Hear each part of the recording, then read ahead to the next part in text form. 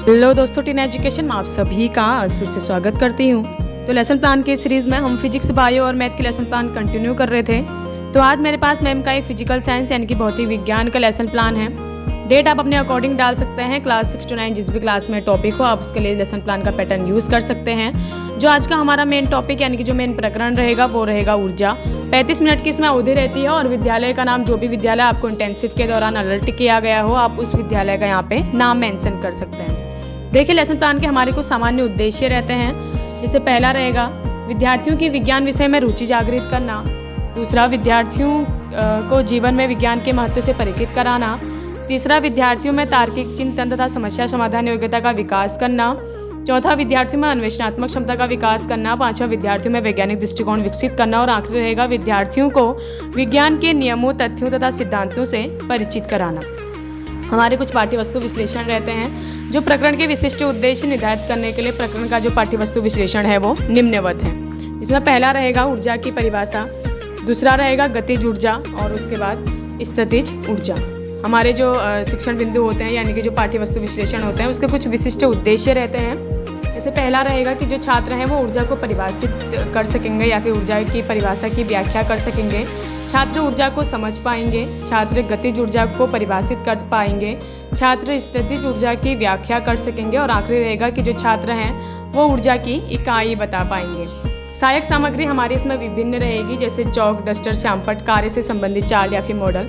शिक्षण विधि प्रविधि में आप व्याख्यान, प्रश्नोत्तर, प्रदर्शन या फिर स्वाध्याय विधि का उपयोग करेंगे। पूर्व ज्ञान पे आप लिख सकते हैं कि जो छात्र हैं वो ऊर्जा के बारे में सामान्य जानकारी रखते हैं।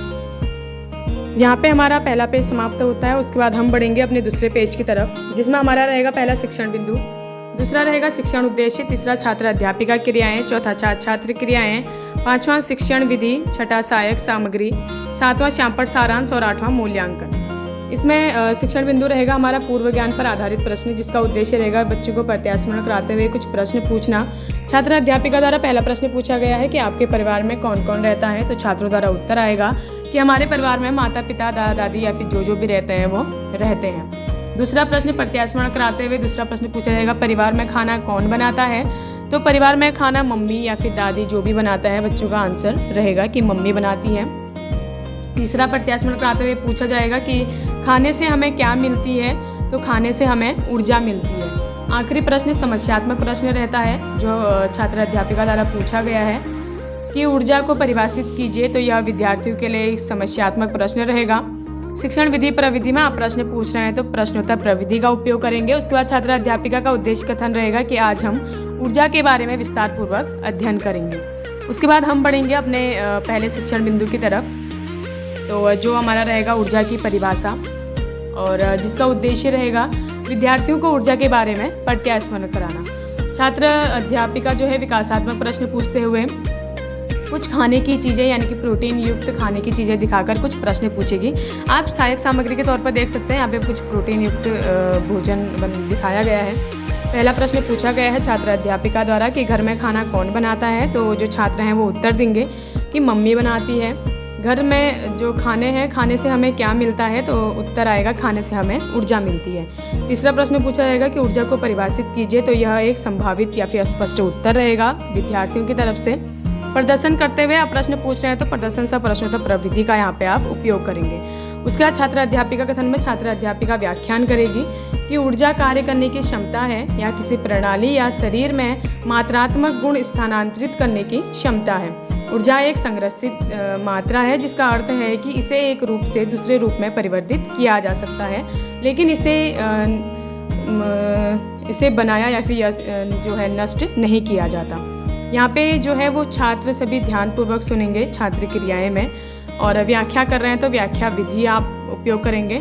श्यामपट्ट सारांश में कार्य करने की क्षमता को ऊर्जा कहते हैं। व्याख्यान के बाद अंत में मूल्यांकन हेतु ये प्रश्न पूछा जाता है। इसमें छात्र अध्यापिका द्वारा पूछा गया है कि ऊर्जा को परिभाषित करो।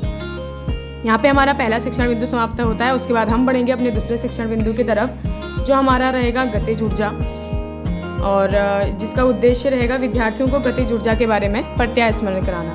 छात्र अध्यापिका कथन में विकासात्मक प्रश्न पूछते हुए छात्र अध्यापिका एक उड़ती हुई चिड़िया को दिखाते हुए कुछ प्रश्न पूछेगी। सहायक सामग्री के तौर पर आप देख सकते हैं कि एक उड़ती हुई चिड़िया आपको दिख रही है। पहला प्रश्न पूछा जाएगा यह क्या है, यानी कि बाहर पे यह क्या है, तो यह एक उड़ती हुई चिड़िया है। दूसरा प्रश्न पूछा जाएगा, यदि चिड़िया एक पोल से टकरा गई तो कौन सी ऊर्जा उत्पन्न होगी, तो गतिज ऊर्जा उत्पन्न होगी। गतिज ऊर्जा को परिभाषित करो, तो यह विद्यार्थियों के लिए संभावित या फिर स्पष्ट उत्तर रहेगा।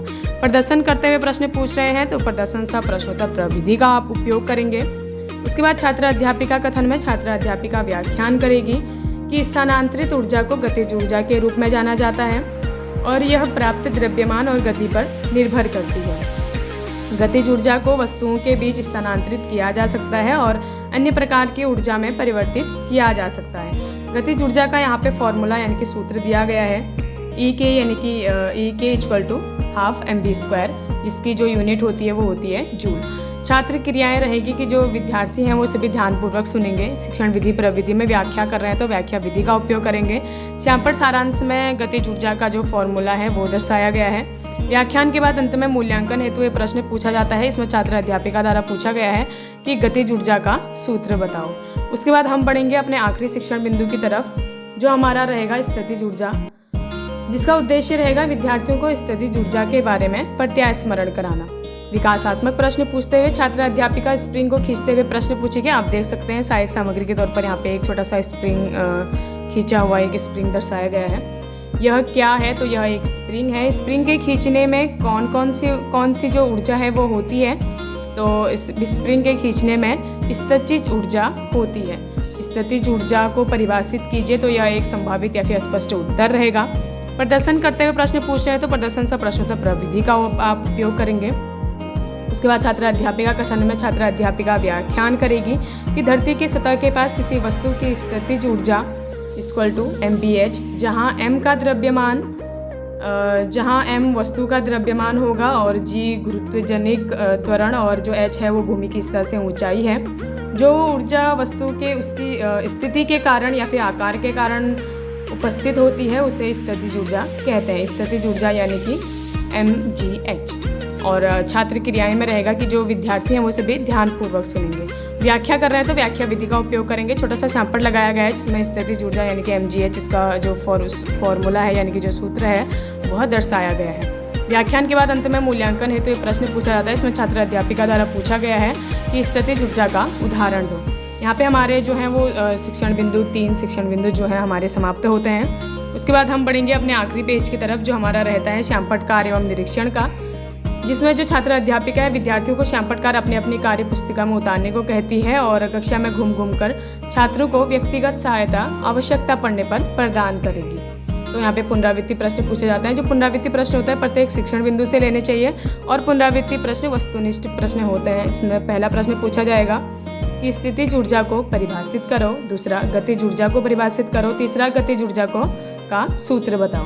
उसके बाद स्वाध्याय कार्य दिया जाता है बच्चों को, यानी कि घर के लिए होमवर्क दिया जाता है, जिसमें पहला प्रश्न दिया गया है कि गतिज ऊर्जा का मात्रक सहित परिभाषित करो, दूसरा दिया गया है स्थितिज ऊर्जा के 2 उदाहरण बताओ। तो यहाँ पे जो है हमारा लेसन प्लान समाप्त होता है। Thank you. वीडियो अच्छी लगे तो वीडियो को लाइक, कमेंट एंड चैनल को सब्सक्राइब कर सपोर्ट कीजिएगा। Thank you.